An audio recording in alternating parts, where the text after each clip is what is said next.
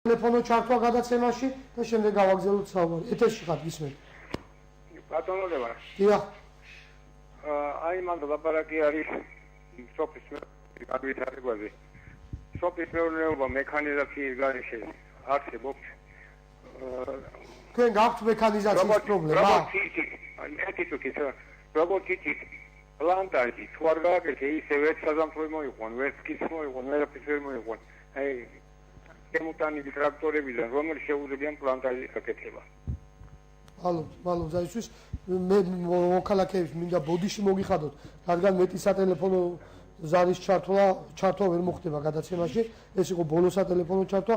ბატონო იმედა, აი რომელიმე კითხვა იქნება გამიმეორეთ, იმიტომ რომ მესმოდა პლანტაჟის გაკეთებასო თუ შეძლებსო დღესასებული მექანიზაციაა.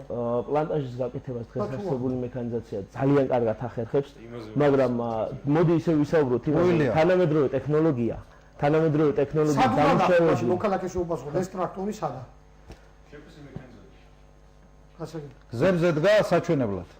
აი მოდი მაშინ ავიღოთ შევიდეთ არ გვაქვს ამის კონკრეტულმა მოქალაქემ დავის კონკრეტული კითხვა მინდა პლანტაჟის მოხსნა სად მიმართო ჟურნალისტმა გაგიმეორათ და კითხვა მინდა პლანტაჟის მოხსნა შეპესე მექანიზატორს მიმართეთ ტელეფონის ნომერი გვარის სახელი ვიღაც უთხარით რომ მიმართოს შეპესე მექანიზატორს კი არ არის ხა თქვენ ახლა ზეპირად ტელეფონის ნომერი არის მაშინ გამოვაცხადეთ ჩემი იდეა პათოლოგიური რომ მოსახლეობას დავეხმაროთ თქვენი იდეა ფიქსი რატომ აღარ ტელეფონის ნომერი ძალიან მოკლედ რამდენიმე აი წამები გაბატონო და ბოლო კითხვები მეცანათით იყო რომ ოპოზიცია თქვათ რას გააკეთებდა და როგორ გააკეთებდა. აი ზუსტად ეს და მე ბანონიმე და დაასრულე. მე პოლიტიკური პარტია თავისუფალი საქართველო არა 24 მილიონს, არამედ 240 მილიონს ჩავდები აი ამ პროექტში, კონკრეტულად სოფლის მეურნეობის განვითარებაში და არა 30 ლარს, არამედ ფიქრობ 3, 4 და 5000 ლარიც უნდა მიეცეს მოსახლეობას დახმარება. საიდან? აი ამ ხალხებს საიდან და გეტყვით, აი ესეთი ჩინოვნიკების იმაზე რა ხელფასებზე გაზრდილი მაშინ როდესაც